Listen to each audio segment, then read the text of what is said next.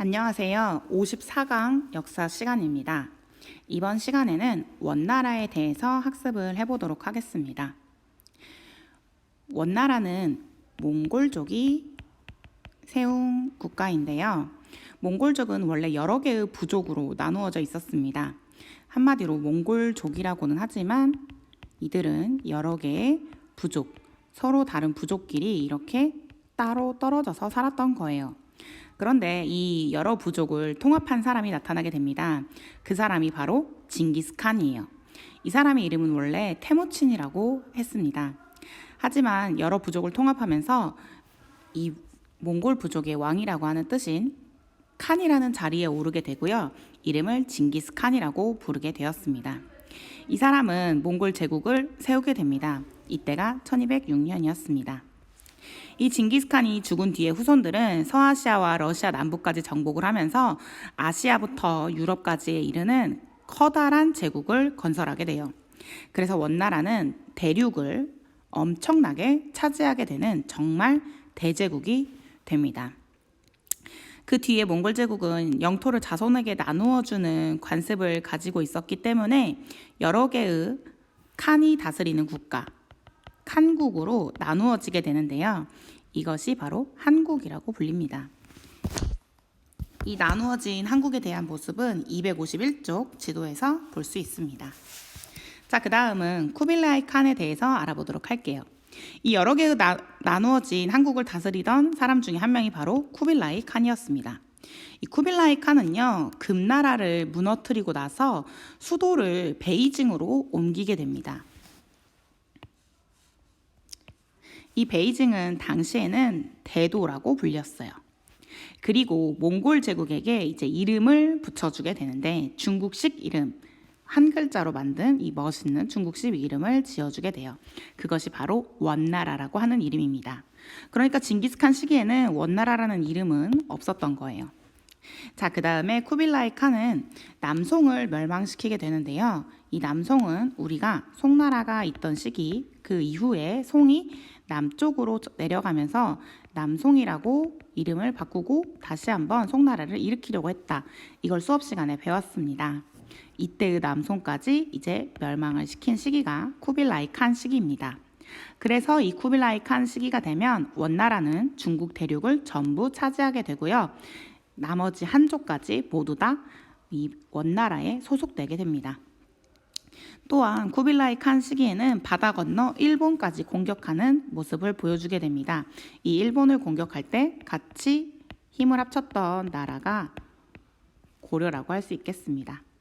우리가 한국사 시간에 여몽연합군이 일본을 공격했다라는 부분을 배웠는데요. 바로 이 부분에 해당하는 내용이라고 볼 수 있습니다. 이렇게 대제국을 이루었던 쿠빌라이 칸의 원나라, 이 나라는 지속되게 되다가 결국에는 또 우리가 역사의 뒤안길로 사라지는 쇠퇴의 모습을 보게 되는데요. 이 원나라가 쇠퇴한 이유는 몇 가지. 자, 첫 번째, 지배층의 사치와 부패가 있었고요. 두 번째는 지폐의 남발이 있었습니다. 세 번째는 농민의 반란을 들 수 있겠네요. 이렇게 해서 원나라는 사라지게 됩니다. 자, 그러면 원나라의 시작이 징기스칸, 그리고 징기스칸은 몽골 제국의 시작, 그리고 원나라의 시작인 쿠빌라이 칸, 그리고 쇠퇴하는 모습까지 살펴보았습니다.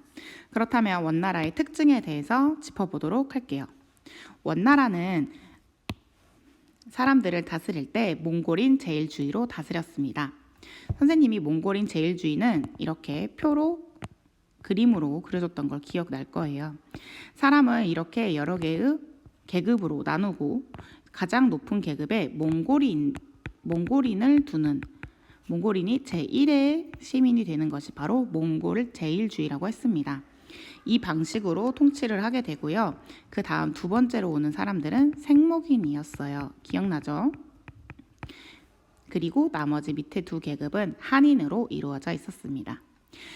그리고 두 번째 특징은 바로 동서교류를 했다는 것인데요. 원나라가 거대한 제국, 그러니까 서아시아부터 러시아까지 이렇게 넓은 지역을 차지하게 되면서 당연히 동쪽부터 서쪽까지 전부 다 원나라의 땅이 됩니다. 그래서 동쪽부터 서쪽까지를 이어주는 길, 이 길들이 무역에서 중요한 역할을 하게 되죠. 초원길, 비단길, 바닷길에 대한 내용은 교과서 252쪽부터 253쪽에 나와 있습니다. 가장 밑에 있는 것이 바닷길이고요. 중간에 있는 것이 비단길, 그리고 맨 위에 있는 것이 초원길입니다. 위치를 한번 살펴보시고 각 길의 특징에 대해서 기억해보는 시간을 갖도록 하세요. 세 번째는 역참에 대한 부분입니다.